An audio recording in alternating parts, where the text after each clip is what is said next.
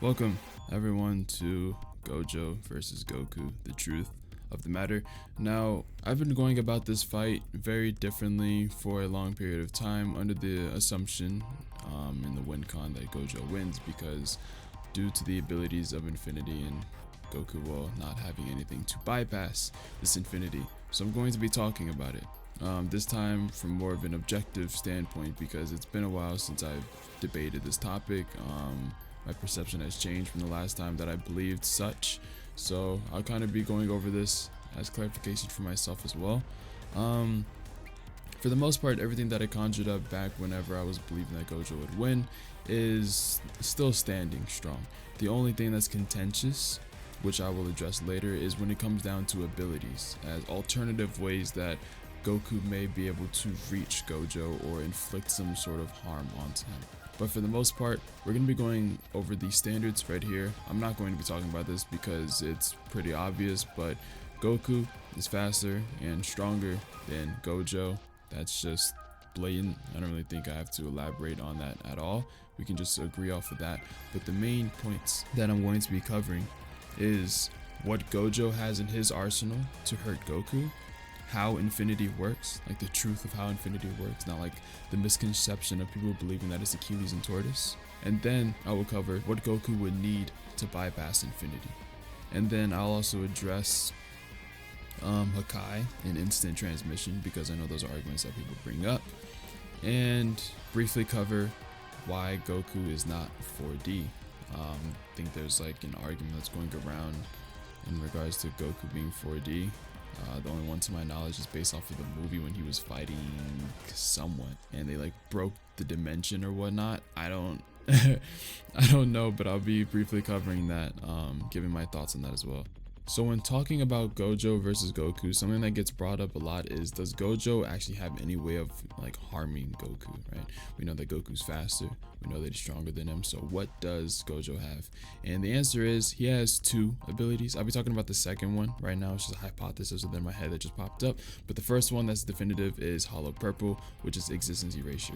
If Gojo can manage to land Hollow Purple onto Goku, it will erase Goku. Now you might be wondering how this to be the case. Something I'm going to explain in regards to how Infinity works is that whenever somebody attempts to attack Gojo and they run into Infinity, they can't back out of Infinity. They're stuck within it essentially, right? So whenever you have a cross verse battle and you're in a neutral verse and both of your opponents or the opponents they spawn and they know where each other at and they just charge toward one another, being bloodlusted as they would. So as they charge at one another, Goku would get himself stuck within Infinity and Gojo would use Hollow Purple and erase him. If you want to argue something boring and say that Goku would just blow up the planet, I guess, sure. That's just like boring, but sure, Goku can win that way, right? But other than that, this is essentially how the fight would go. They would clash, and whenever they attempt to clash, Goku would get stuck, right? This is just going off of Versus Battle Wiki. If you don't want to go off of Versus Battle Wiki and make up your own standards, the outcome could be different, probably, but we're just going under the assumption of Versus Wiki. If they charge at one another, they're bloodlusted. Yeah, it's on the website. Second ability that it is that I was thinking that could potentially work is Gojo's spatial manipulation. We saw him demonstrate it one time whenever the, what's it called? I guess the school was getting attacked and he teleported in front of somebody and twisted their arms and legs and the principal was like, yo, don't kill him. Space doesn't have a scale. I mean, Goku's bound by it. Goku's 3D and that's what Gojo's manipulating. Therefore, you can say that Gojo can warp Goku's head off or his limbs or his body parts or whatnot. I don't think anywhere within Dragon Ball there's a resistance to spatial manipulation on that level of being able to warp space. I know it's consistent within Dragon Ball that if you are stronger than your opponent within their hacks abilities don't work, but the fact that we're in a neutral verse, that wouldn't apply. Therefore, all of Gojo's abilities and hacks would work on Goku. So if that's what you say, well, that can't be applied within this scenario. That can only be within inverse. Nonetheless, those are the two abilities that I believe that Gojo has that can inflict harm on Goku. I stated the conditions for them. So now let's get into how infinity works. Getting into how infinity works, there's a heavy misconception around the ability in regards to the paradox that's tied with it. A lot of people believe that it is the Achilles and tortoise paradox when it's not. All it says is that Gojo's curse technique is like the convergent infinite number that appears in the Achilles and tortoise. So it's only talking about the numbers, not the actual paradox in and of itself. Gojo's ability is more like Zeno's paradox of dichotomy, which I will put up a GIF, I suppose, or like a little clip video for you to see, so you can get an understanding of how the ability works, right? Zeno's paradox of dichotomy is saying there's a point A, point B doesn't have to be moving, and before you can get halfway there, you must have to get a quarter way there, and then before you get a quarter, we do half a quarter, which is like an eighth, I believe, and then you get a 16th and then a 24th, and it gets smaller and smaller. So essentially you're doing less movement during Zeno's paradox because you're being, I guess, divided, or yeah, sure, you're being divided much more commonly. And that's what we heavily portray and we see within Gojo's ability. It's more consistent in terms of how it's portrayed and how it reacts and how it functions versus the Achilles and tortoise, because the times that we see infinity, Gojo's for one also never really moving, and the barrier acts as if a different way. It's not like the technique is embedded within Gojo and people are reacting to being within his vicinity to a degree. So like if he's like running away, people aren't gonna have to like travel half the distance, then another half is like, no, once you hit infinity, Zeno's paradox activates then, and it's much more consistent. Just a little bit of perspective to throw in there, but yeah, that's just like essentially how infinity works. So it's not Achilles and tortoise, it just has an infinite number that's seen within Achilles and tortoise, but the actual paradox in and of itself is Zeno's paradox of dichotomy. You can get like a better understanding from Stanford. They have a huge article talking about it. You don't have to read the full article, you can just like read some, get an understanding of it, or there's like side websites as well that could also help. But yeah, so what would Goku need in order to bypass infinity? There's two things. One, Goku would need a speed that's beyond infinite speed, because I'm just gonna chop it down. So let's say you have infinite speed, trying to say, oh, you need infinite speed to cross over with infinity, right?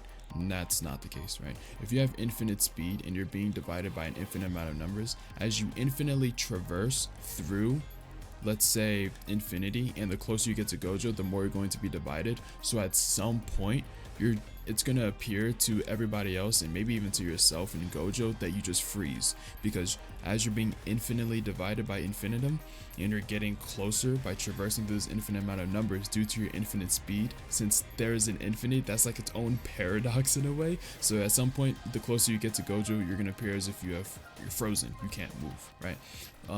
So you need a speed that's faster than infinite speed in order to bypass this. I know that versus Battle Wiki, maybe other scaling websites, they removed immeasurable speed as a speed, or they removed irrelevant, one of the two. I think it was irrelevant speed that they removed. It was just like pointless, because it was practically the same thing as immeasurable speed. Yeah, or Goku would need an attack directly on that affects the body, right? So an attack that doesn't traverse but instantly appears on the opponent in order to inflict harm, because if the attack has to traverse, the same properties of infinity that would affect on Goku would affect on that attack in and of itself, and we would just go from there. So I guess addressing Goku's speed, the only thing that I've ever seen people try to get Goku to infinite speed is off of the Buu statement of like, Buu traveled to the end of the universe and the universe in Dragon Ball is infinite. Now this can mean one thing, which seems like this is what it is if Buu travels to the end of something that's infinite, that's impossible. That means that whatever is infinite is not actually infinite, and that word is just like a metaphor or a hyperbole, an exaggeration, I would say, and another way of using the term vast. So the Dragon Ball universe is vast, but it's not infinite, because you cannot reach the end of infinity, meaning that either Buu didn't travel to the end of the universe and only something that made him think it was the end of the universe, like a barrier, but the universe is actually bigger than that, or the universe in and of itself is not infinite and is actually just very big, but within like a finite range or distance, right? Even like the picture that's up there of like the cosmology of Dragon Ball, we don't see like the universe is infinite, we see it kind of like in a ball, I'm pretty sure.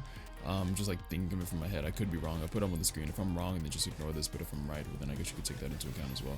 Nonetheless, there's some inconsistency right there. Nonetheless, Buu does not have infinite speed.